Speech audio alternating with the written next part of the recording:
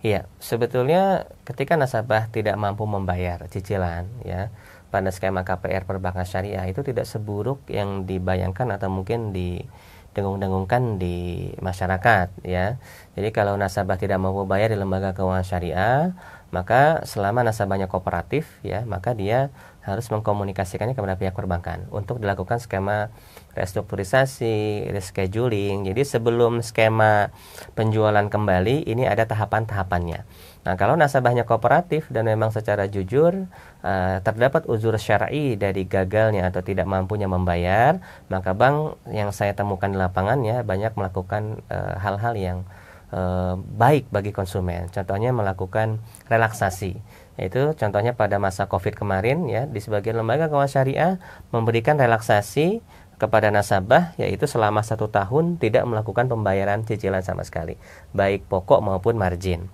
Nah, setelah nasabah mampu, setelah Covid berlalu, baru nasabah mencicil kembali secara normal.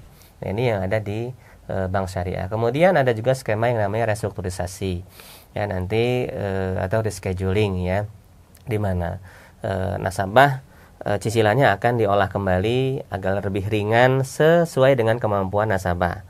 Yang tadinya misalnya cicilan 1 juta, karena kondisi ekonomi yang menurun, maka akan diturunkan nilai cicilan. Ya, akan tetapi mungkin ada konsekuensi lain seperti ditambahkannya atau dipanjangkannya tenor cicilan dengan total harga jual yang sama ya. Ini wajib dengan total harga jual yang sama ketika ada restrukturisasi atau rescheduling KPR syariah seperti itu. Kemudian kalau memang nasabah tidak mampu lagi melanjutkan sama sekali ya, maka skema yang dilakukan tadi, maka bank akan menjualkan kembali rumah tersebut, di mana hasil penjualan rumah akan digunakan untuk melunasi sisa hutang, dan kalau ada lebihnya maka akan dikembalikan kepada nasabah. Nah, untuk skema developer yang tanpa bank, saya perhatikan skemanya sama ya. Ketika nasabah terjadi gagal bayar, maka rumah tersebut akan dikuasa jualkan kepada developer. Nah, kalau ada nasabah pengganti, maka uang yang masih tersisa akan dikembalikan kepada nasabah. Seperti itu.